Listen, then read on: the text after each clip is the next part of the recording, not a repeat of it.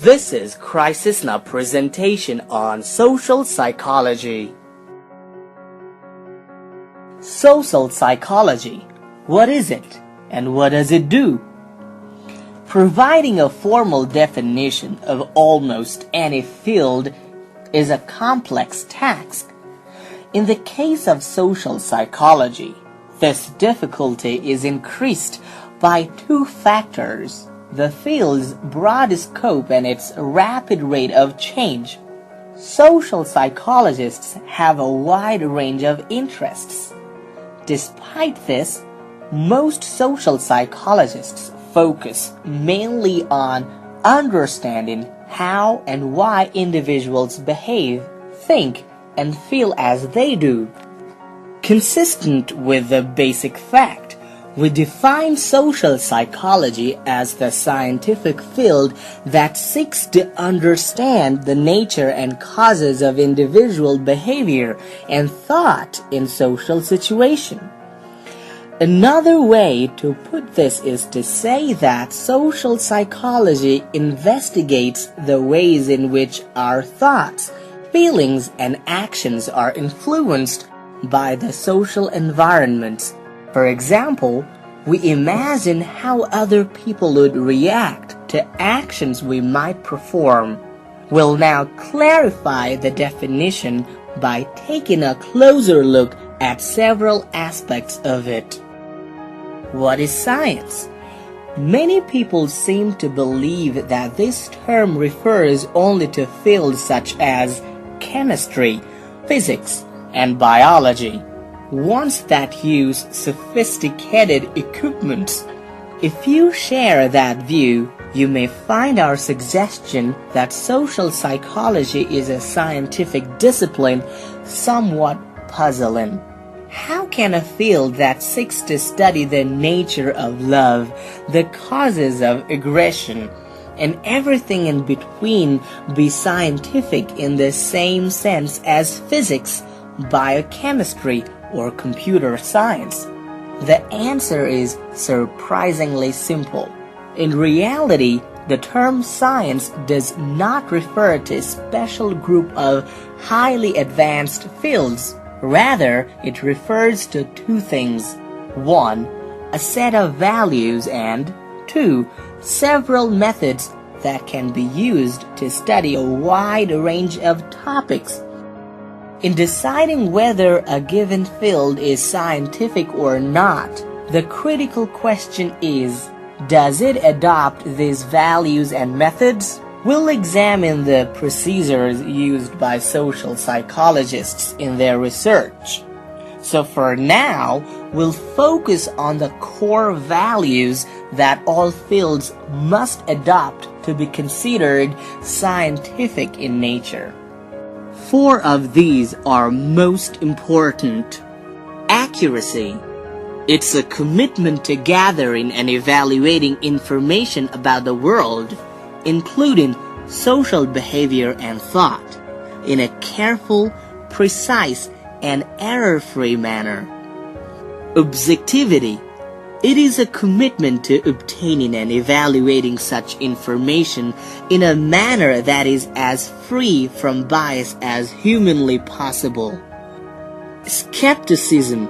It's a commitment to accepting findings as accurate only to the extent they have been verified again. Open-mindedness. It's a commitment to changing one's views, even views that are strongly held, if existing evidence suggests that these views are inaccurate. Social psychology, as a field, is deeply committed to these values and applies them in its effort to understand the nature of social behavior and social thought. For this reason, it makes sense to describe social psychology as scientific in orientation. In contrast, in fields like astrology and aromatherapy, intuition, faith, and unobservable forces are considered to be sufficient for reaching conclusions, the opposite of what is true in social psychology. But why adopt the scientific approach? Isn't social psychology just common sense? We understand why you might feel this way. We have all spent our entire lives interacting with other people and thinking about them. So, in a sense, we are all amateur social psychologists. Why not rely on our own experience and intuition, or even on wisdom of the ages as a basis for understanding the social side of life? Our answer is straightforward, because such sources provide an inconsistent and unreliable guide. For instance, consider the following statement suggested by common sense. Absence makes the heart grow fonder. Do you agree?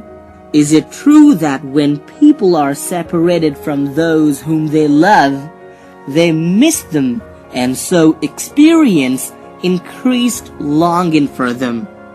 Many people would agree. They would say, yes. But now consider the following statement. Out of sight, out of mind. How about this one? Is it true?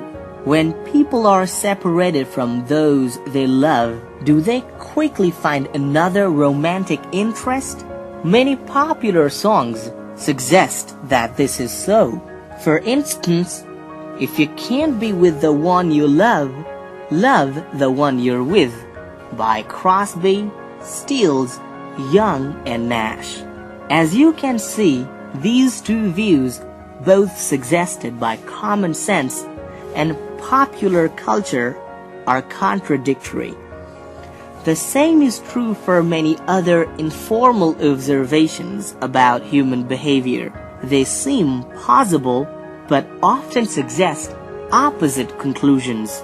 How about these? Two heads are better than one, and too many cooks spoil the broth.